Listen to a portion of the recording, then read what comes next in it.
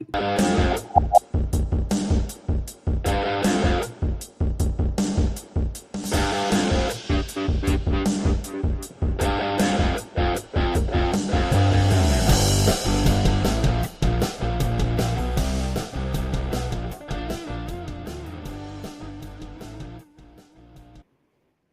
morning, hockey fans. This is Stephen Heisler with HeisHockey.com, the Victorious Hockey Company, and the Junior Hockey Discussion Group on Facebook.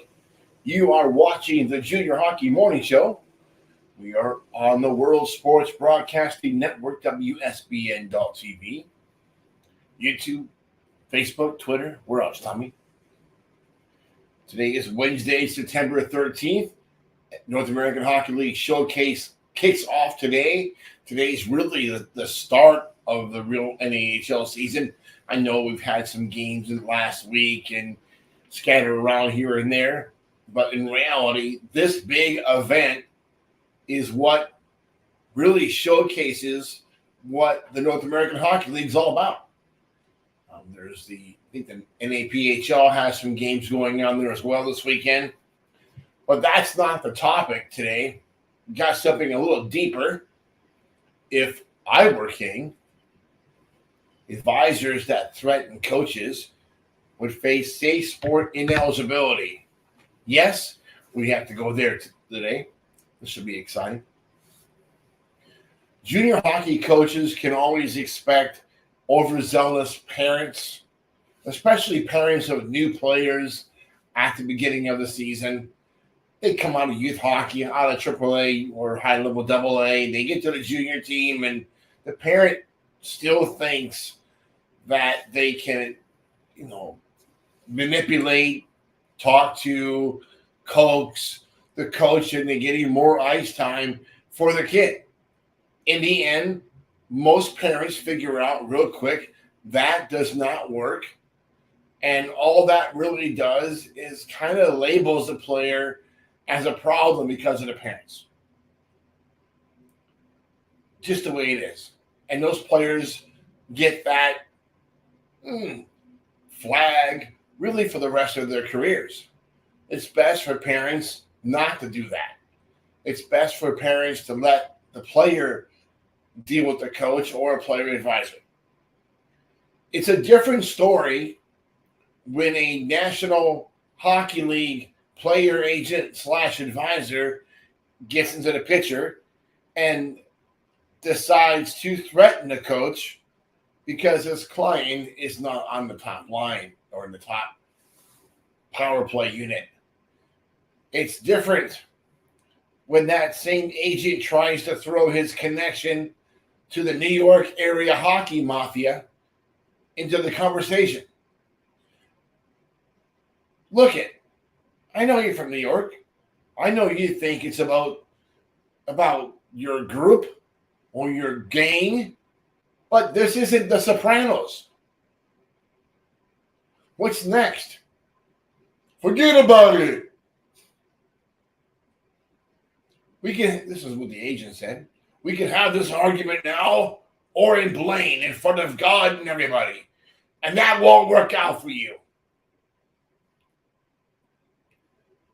The Center for Safe Sports Standards should also be in full effect to protect coaches from intimidation, threats, and harassment from any individual working in the game.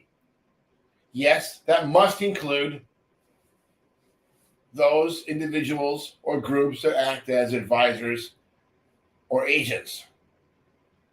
It's a sad situation when a coach is concerned about the possibility of a physical altercation instead of worrying about his team when he walks into the rink. The kid's trying to do his job. Young coach is just trying to do his job. Where a player is on the power play, what line he's on, is really none of the agent or advisor's concern. Nothing you are going to say is going to change that. The situation is worse when the player is actually a pretty good kid. It must be embarrassing for the kid to have the coach tell him, hey, look, I'm not talking to your advisor again. He's a donkey. Tell him not to call me. If you got a problem, talk to me. I'm not talking to that dingo again. I told the coach to trade the kid to Fairbanks or Kenai River.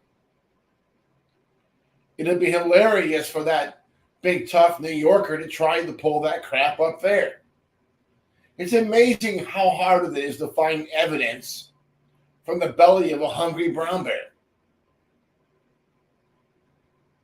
I don't know where that guy's at.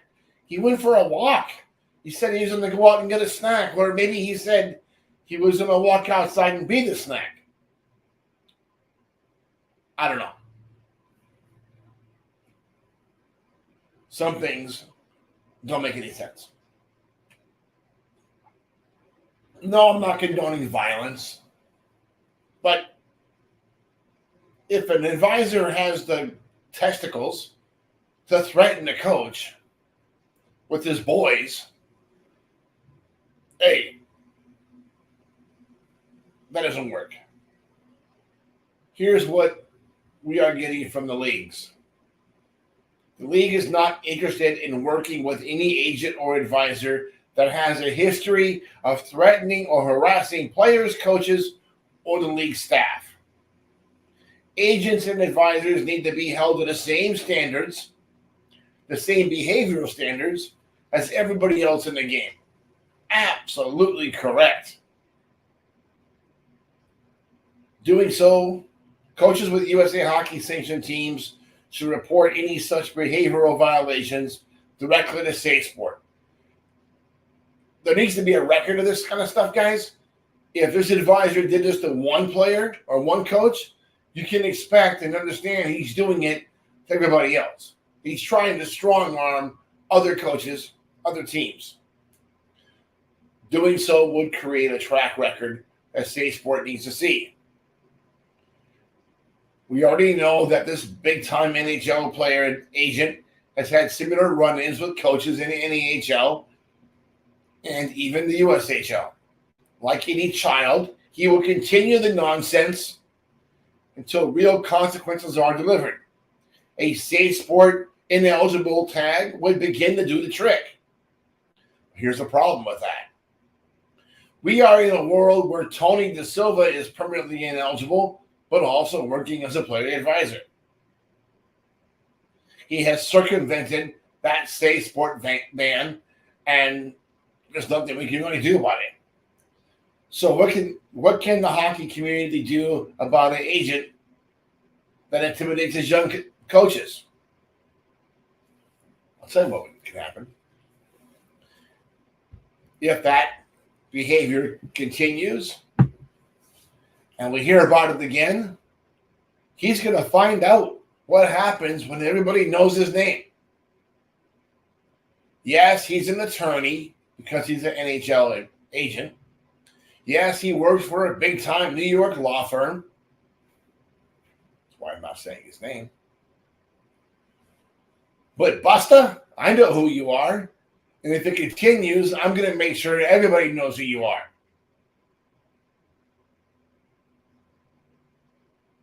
That's it for today. Enjoy your morning.